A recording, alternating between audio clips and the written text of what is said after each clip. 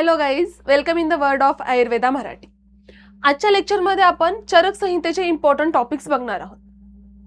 Most of the ways संहितेचं काय होतं की त्याचं मला समजत नाही किंवा ते मला येत नाही, त्याचा सिलेबस खूप आहे असं म्हणून आपण ते टॉपिक स्किप करतो. परंतु जे काही तुमची ब्ल्यू प्रिंट दिलेली आहे किंवा प्रिव्हियस इयरचं जर तुम्ही ॲनालिसिस केलं तर त्यामध्ये त्याचे स्पेसिफिक पॉईंट्स आहेत, तेच तुम्हाला सारखं क्वेश्चन पेपरमध्ये विचारले जातात.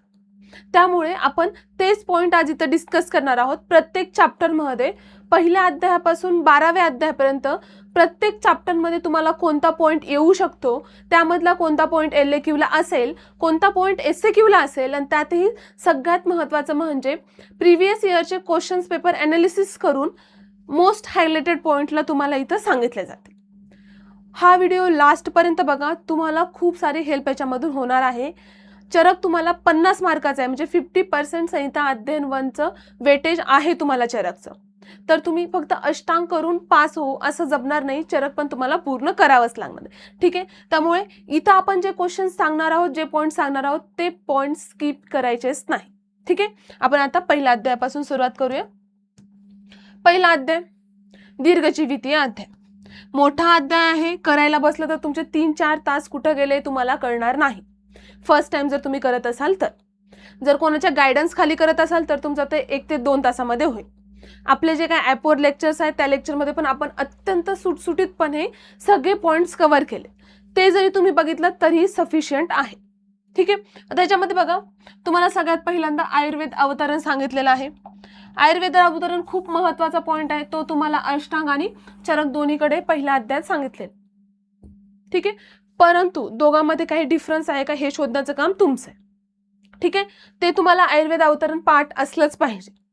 थेरी पेपरला नाहीतर वायवाला तो विचारला जातो, त्याशिवाय फर्स्ट इयरची युनिव्हर्सिटी निघत नाही. ओके, त्यामुळे हे तुम्हाला पाठ असलं पाहिजे.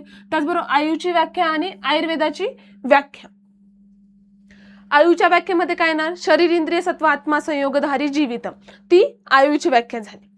ठीक आहे, त्याचबरोबर आयुर्वेदाची परिभाषा, ते तुम्हाला हे 2 व्याख्या या अध्यायातल्या पाठ असलाच पाहिजे, बाकी तुम्हाला काही पाठ असो नसो.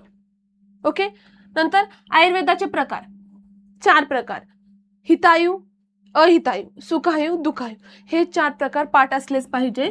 तुम्हाला क्वेश्चन डायरेक्ट विचारतात, आयुर्वेदाची परिभाषा वर्णन करून आयुर्वेदाचे प्रकार लिहा. तेव्हा आपल्याला आठवत नाहीत की आयुर्वेदाचे प्रकार काय आहेत. तिथे काही स्टुडंट अष्टांग आयुर्वेद लिहून येतात, ते अत्यंत चुकीचं आहे.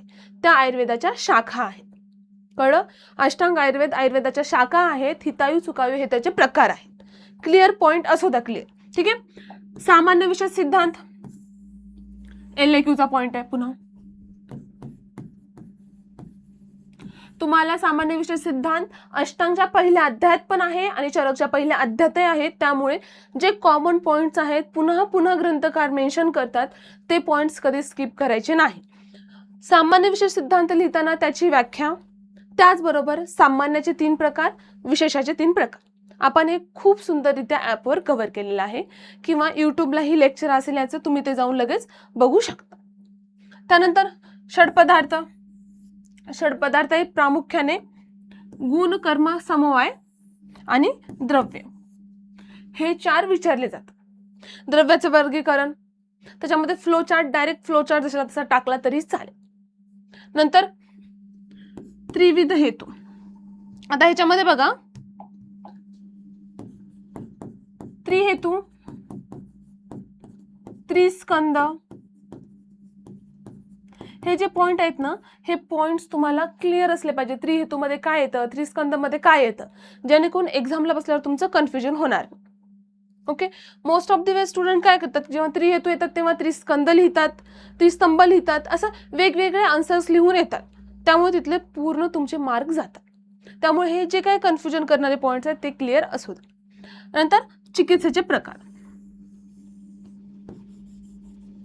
चिकित्सेच्या प्रकारामध्ये दोषानुसार प्रकार सांगितलेले आहेत. वातादी दोष, त्याचबरोबर मानस दोष. मानस दोषांची काय चिकित्सा असेल ते पण तुम्हाला इथे सांगितलेलं आहे. ते पण तुम्ही एका चार्टच्या फॉर्ममध्ये करू शकता. ओके, मोस्टली चार्ट फॉर्ममध्येच पहिला अध्याय करा, कारण की थेरी तर तुम्हाला सगळ्या ग्रंथकारांनी दिलेलेच आहे. कोणाचंही बुक बघा, थेरी खूप सारी दिलेली आहे. परंतु जर तुम्ही चार्ट केले तर तुमचं ते रिव्हिजनही पटापट होईल, तितका वेळ खाणार नाही. ठीक आहे, एवढं पॉईंट पहिल्या अध्यायामध्ये इम्पॉर्टंट आहेत, एवढे केले तरीही सफिशियंट आहे. याच्यातूनच क्वेश्चन येतात, त्याच्या व्यतिरिक्त कोणतेही क्वेश्चन्स पहिल्या अध्यायामधून विचारले जात नाही. ठीक आहे, क्लिअर सगळ्यांना? हे पॉईंट्स तुम्ही नोट करून घेऊ शकता. लास्ट मिनिट रिव्हिजनला तुम्ही असं पण करू शकता की हा पहिला पॉईंट काय होता, आयुर्वेद अवतरण, हे मला येतं, म्हणजे थोडंसं स्मरण करायचं. तशी प्लॅनिंग तुम्ही केली पाहिजे की पॉईंट सगळे लिहून घ्यायचे, म्हणून म्हणायचं हा हे पॉईंट मला येतो. देन आयु आणि आयुची परिभाषा स्वतःलाच म्हणून दाखवायचं की आयुची परिभाषा ही आहे, आयुर्वेदची परिभाषा ही आहे. हे लास्ट मिनिट रिव्हिजनचे काही पॅटर्न आहेत की या प्रकारे तुम्ही रिव्हिजन करू शकता. त्यानंतर आयुर्वेदाचे प्रकार हे आहेत, मग त्यामध्ये मी हे लिहिणार, असं तुमच्या माइंडमध्ये सेट असले पाहिजे पॉईंट्स. ओके.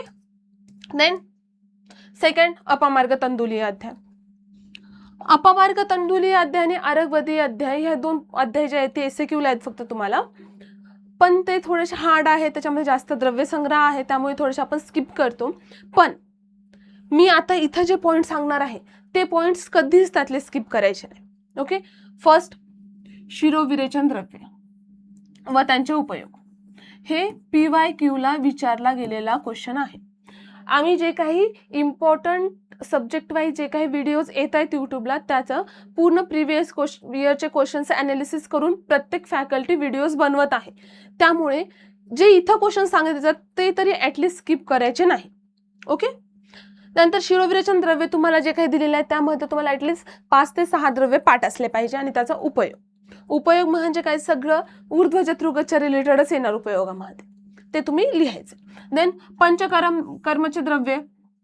पंचकर्मामध्ये तुम्हाला अनुवासन, अस्थापन, वमन, विरेचन यांचे 2-2, 3-3 तरी द्रव्यांची नावं पाठ असले पाहिजे. ठीक आहे. डायरेक्ट क्वेश्चन आला, पंचकर्म द्रव्य लिहा, तर तुम्ही ॲटलिस्ट 2-2, 3-3 जरी लिहिले द्रव्य तरी तुम्हाला मार्क्स भेट. देन स्नेहन स्वेदनाचं महत्व काय आहे. पंचकर्म करण्याच्या आधी स्नेहन स्वेदन का करायचं, त्याचं महत्व काय, हे तुम्हाला एसक्यूला विचारला जातो, आणि हा क्लिनिकल पॉइंट ऑफ व्ह्यूनी क्वेश्चनचा आन्सर लिहिणं गरजेचं आहे. एक अर्धा मिनिटात तुम्हाला याचा आन्सर सांगते. स्नेहन आणि स्वेदन. स्नेहनामुळे काय होतं, स्नेहनामुळे आपण पूर्ण शरीराला मालिश करतो, त्यामुळे दोष मृदू होतात. स्नेहनाने दोषांना मृदुत्व निर्माण होते, आणि स्वेदनाने त्याला गती प्राप्त होऊन ते कोष्ठामध्ये येतं. आणि नंतर पंचकर्माद्वारे जर जवळचा मार्ग आहे, आमाशयात असेल तर वमनाद्वारे, पक्वाशयात असेल तर बस्ती विरेचनाद्वारे दोष बाहेर काढले जातात. अशा प्रकारे तुम्ही याचं महत्व लिहू शकता. ठीक आहे. मी एकदम शॉर्टमध्ये महत्व सांगितलं, इन डिटेलमध्ये तुम्हाला बुकमध्ये वाचवायचं. देन एवागू सांगितले आहेत, 28 एवागू सांगितलेले आहेत. 28 एवागूपैकी तुम्ही 28 हा नंबर तुम्हाला MCQ साठी लक्षात ठेवायचा आहे. आणि एवागू असताना मोस्टली जे काही कुष्ठावर काम करणारे आहेत, वातावर काम करणारे आहेत, कुष्ठ, वात आणि शूल याच्यावर काम करणारे तुम्ही तेवढे लक्षात ठेवा. बाकी जास्त लक्षात ठेवायची काहीही गरज नाही. ओके. हे 2-3 पॉईंट जर लक्षात ठेवले तरी ते पॉईंट तुमचा कव्हर होतो. पण शिरोविरेचन द्रव्य, पंचकर्म द्रव्य, स्नेहन स्वेदनाचे महत्व, हे 3 पॉईंट तुमचे कव्हर झालेच पाहिजे. पुढे आरगवदी अध्याय. याच्यामध्ये MCQचा पॉईंट आहे की याच्यामध्ये किती लेप सांगितले. लेपची संख्या ह्याच्यामध्ये आहे 32. ओके. मग त्याच्यामध्ये पण बहिर्परिभाजन 6 लेप सांगितलेत किंवा 6 त्यांचे कॉम्बिनेशन सांगितलेत. ते तुम्हाला जशाला तसे पाठ असले पाहिजे. श्लोक करा, नंबर करा, किंवा तुम्ही ट्रिकनी लक्षात ठेवा, ते तुम्हाला पाठ असले पाहिजे. त्यानंतर बाकीचे उरलेले जे काही लेप आहेत त्यापैकी इम्पॉर्टंट तेवढे सांगितले, जे की प्रिव्हियस इयरला विचारले गेलेले आहेत. त्यामध्ये कुष्ठादी लेप आणि कुष्ठादी चूर्ण. इकडे लेपाचे कंटेंट लिहायचे, इकडे चूर्णाचे लिहायचे, कॉमन कंटेंट काढायचे आणि वेगळे आहेत तेवढेच लक्षात ठेवायचे. ठीक आहे. हे छोट्या छोट्या ट्रिक्स असतात जे तुम्ही आता वापरू शकता. देन वातहर, वातनाशक, उदरशूलनाशक आणि शिरशूलहर या चारींचं पण सेम करायचं. वातावर आहे, शूलावर काम करणार आहे, त्याच्यामध्ये कॉमन कंटेंट असणारच. याच्यावर पण क्वेश्चन विचारले जातात. कुष्ठ, वात, विषग्न द्रव्य, शीतद्रव्य याच्यावरच मोस्टली लेप किंवा एवागू याचे क्वेश्चन्स येतात. ओके. सेम दाहनाशक, शीतनाशक किंवा विषग्न लेप जे आहेत ते तुम्हाला लक्षात ठेवायचे. एवढं जरी तुम्ही कॉमन लेप लक्षात ठेवले तरी तुमचा बऱ्यापैकी पेपर कव्हर होतो आणि यातूनच क्वेश्चन पडतो.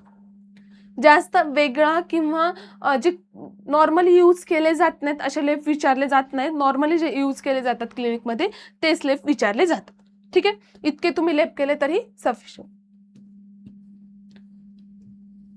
पुढे शरीर विरेचन शताश्रुती.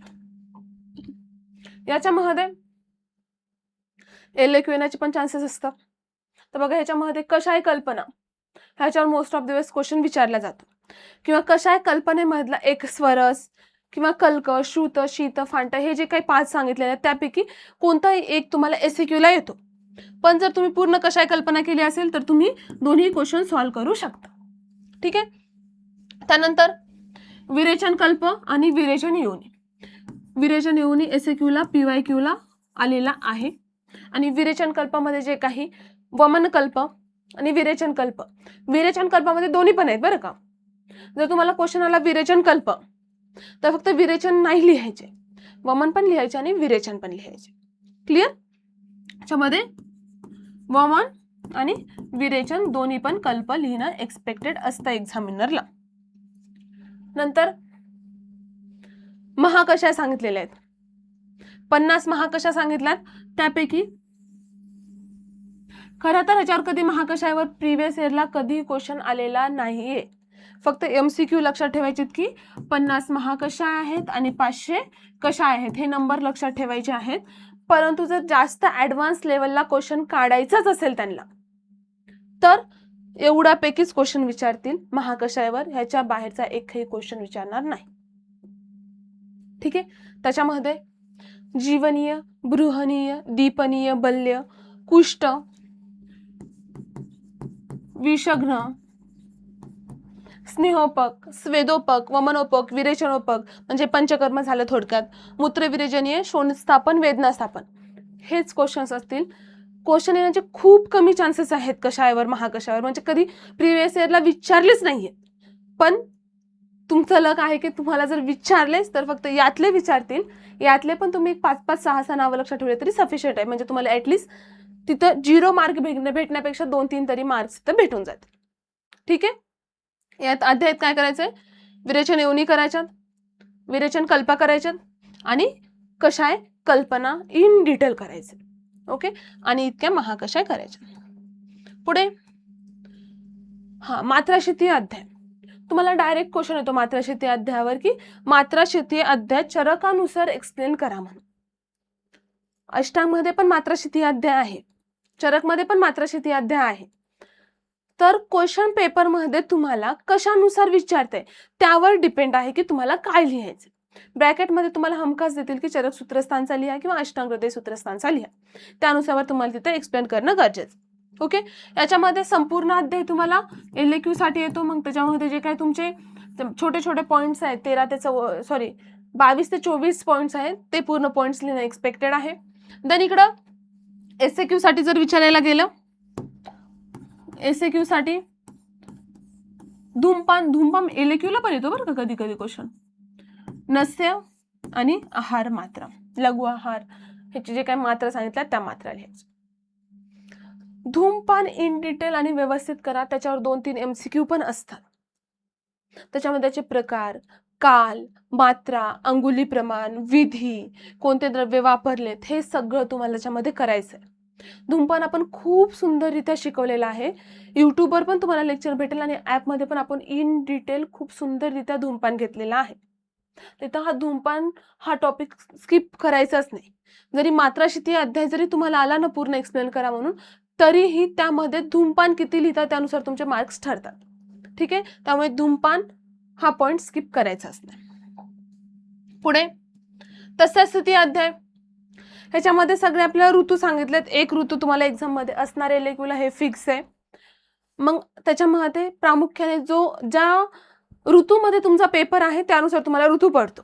मग आता तुमचे पेपर मार्चमध्ये आहेत तर मग तुम्हाला मोस्टली वसंत ऋतू यायचे चान्सेस आहेत.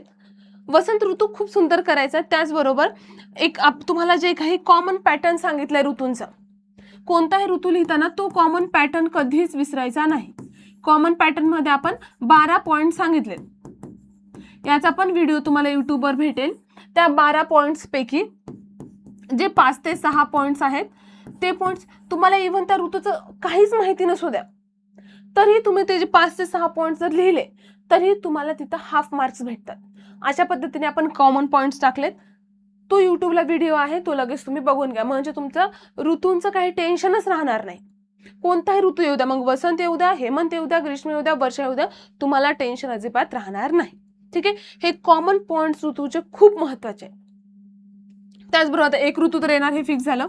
नंतर त्याच्या जोडीला ऋतुसंधी किंवा आदानकाळ आणि विसर्गकाळ याचा भेद, डिफरन्स तुम्हाला विचारला जातो. मग याचे पण तुम्हाला आदानकाळ आणि विसर्गकाळाचे 5 ते 6 पॉईंट्स लिहिणं गरजेचं आहे आणि ऋतुसंधीची व्याख्या.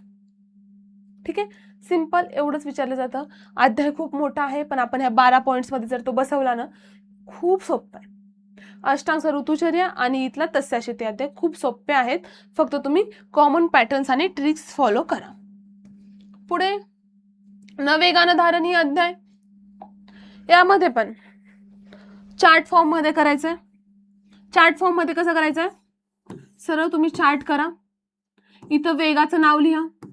ओके, इथं लक्षणे आणि इथं चिकित्सा. अशा फॉर्म मध्ये तुम्हाला सगळे वेग करायचे आहेत. प्रत्येकांचे श्लोक पाठ करायला आता वेळ नाहीये. ज्यांना श्लोक पाठ आहेत, बेस्ट. श्लोक पाठ नाही त्यांनी सरळ चार्ट फॉर्म मध्ये करायचं. एक्झाम मध्ये पण चार्टच लिहायचा जशाला तसा. 3 त्याचे पाठ करायचे एक्झाम पेपरचे जे काय आहे ते, त्यामध्ये वेग, लक्षणे, चिकित्सा चार्ट फॉर्म मध्ये लिहा. म्हणजे एक्झामिनरलाही वाचायला ताण नाही राहणार आणि तुमचा पेपर पटापट कव्हर होईल आणि छान दिसेल. ओके, अधारणीय वेगचं झालं. त्याच्यामध्ये मोस्टली तुम्हाला अधारणीय वेग आला तर LAQ ला येईल, धारणीय वेग SAQ ला येतो. आणि त्यातल्या त्यात हे जे काही वेग आहेत ते तुम्हाला SAQ ला विचारले जातात. अधोवात, मल, मूत्र, शुक्र, छर्दी वेग, हे 4 ते 5 प्रिव्हियस इयरला मोस्ट ऑफ द वेज विचारले गेलेले आहेत की अधोवात वेग स्पष्ट करा किंवा अधोवात वेगांचं जर धारण केलं तर त्याची लक्षणे आणि काय चिकित्सा आहे ते वर्णन करा, असा क्वेश्चन तुम्हाला विचारला जातो. म्हणून हे थोडे सेपरेट आणि छान पद्धतीने करायचे. ओके, हे झालं तुमचं नवेगान धारणीय. अधारणीय वेग, धारणीय वेग आणि अधारणीय वेगचे जे मोस्टली विचारले गेलेले क्वेश्चन्स आहेत ते. तर इंद्रिय उपक्रमणी अध्याय, याच्यामध्ये पण एक तुम्हाला बॉक्स दिलेला आहे. त्या बॉक्समध्ये तुम्हाला इंद्रिय पंचपंचक दिलेले आहेत. म्हणजे जे काय 5 पॉइंट सांगितले तुम्हाला, ते 5 पॉइंट्स सरळ त्याचा चार्ट करायचा. चार्ट फॉर्म मध्येच हा अध्याय करायचा, म्हणजे ताणच राहणार नाही. अध्यायाचे जर तुम्ही पेजेस बघायला गेले तर खूप सारे पेजेस आहेत, परंतु सरळ तुम्ही जर 5 कॉलम्स केले, 5, तर त्या 5 कॉलम मध्ये तुमचा हा पूर्ण पॉइंट्स इंद्रिय पंचपंचकचा कव्हर होतो. ठीक आहे, फक्त त्याचे जे काही हेडलाईन्स आहेत ते मात्र तुम्हाला लक्षात ठेवावं लागणार आहेत की कुठं कोणती हेडलाईन आहे. मग त्यानुसार जर केलं तर हे कव्हर होतं. आणि सद्वृत्त, सद्वृत्त तुम्हाला 5 ते 6 पॉइंट्सच्या आधारे लिहावं लागणार आहे. जसं की तिथं अध्यात्मविषयी सद्वृत्त दिलेलं आहे, सामाजिक सद्वृत्त दिलेलं आहे, त्याचबरोबर भोजनाबद्दलचं सद्वृत्त सांगितलेलं आहे. ते सगळे जे पॉइंट्स आहेत ते हेडलाईन टाकायच्या. जे हेडलाईन जर तुम्ही टाकलं तर मध्ये काय लिहिलं हे एक्झामिनर जास्त वाचणार नाही. ठीक आहे, म्हणून हे हेडलाईन टाकून लिहायचं. आणि यामध्ये 2च पॉइंट महत्वाचे आहेत, इंद्रिय पंचक आणि सद्वृत्त. खुडक चतुष्पाद अध्यायामध्ये इथं चिकित्सा चतुष्पाद LAQचा टॉपिक आहे. आयुष्कामी अध्यायामध्ये पण चिकित्सा चतुष्पाद आहे आणि इथं पण आहे, त्यामुळे हा पॉइंट स्किप करायचा नाही. आणि महत्वाची गोष्ट, आयुष्कामी अध्यायामधले चिकित्सा चतुष्पादचे श्लोक इथं वापरता येणार नाहीत. स्पेसिफिक मेन्शन असेल चिकित्सा चतुष्पाद चरकानुसार लिहा, तर ते श्लोक इथं वापरू नका. ते वर्ड्स किंवा तिथला अर्थ तुम्ही इथे लिहू शकता, परंतु श्लोक नाही लिहायचे. श्लोक लिहिलं तर 0 मार्क्स. ओके, त्याचबरोबर प्राणाभिसरण वैद्य, उत्तम वैद्य, वैद्याच्या 4 वृत्ती आणि राजवैद्य लक्षणे, हे 4 पॉइंट एक करायचे. बाकी अध्यायामधला बाकी काहीही वाचत बसू नका. हे वैद्याच्या 4 वृत्ती हा पण प्रिव्हियस इयरला आलेला क्वेश्चन आहे, त्या व्यवस्थित करा. बाकी चिकित्सा चतुष्पाद तुम्ही तिकडं केलेलं असेल तर इथं कव्हर होतं. आणि हे 4 पॉइंट्स एकदा डोळ्याखालून घाला.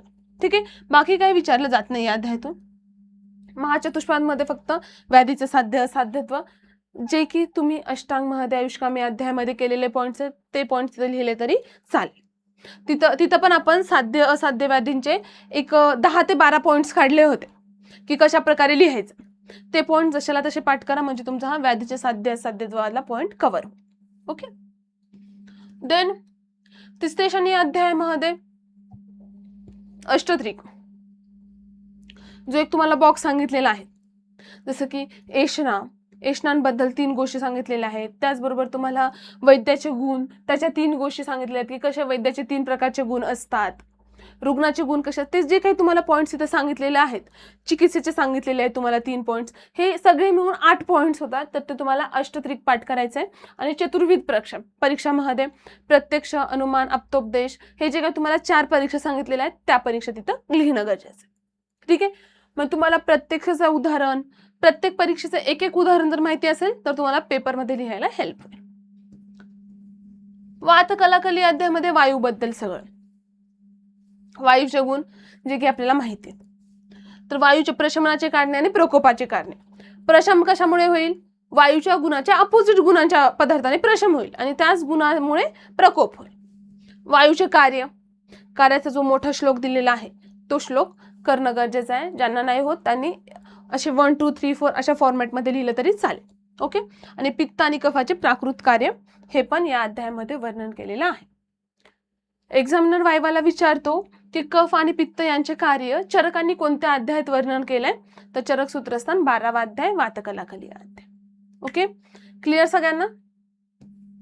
इथं आपण प्रत्येक एका अध्यायामध्ये कोणकोणते पॉइंट्स आहेत, त्या पॉइंट्समध्येही कोणते इम्पॉर्टंट पॉइंट्स आहेत जे की एक्झामला प्रिव्हियस इयरला विचारले गेलेले आहेत, ते पॉइंट्स आपण सगळे कव्हर केले.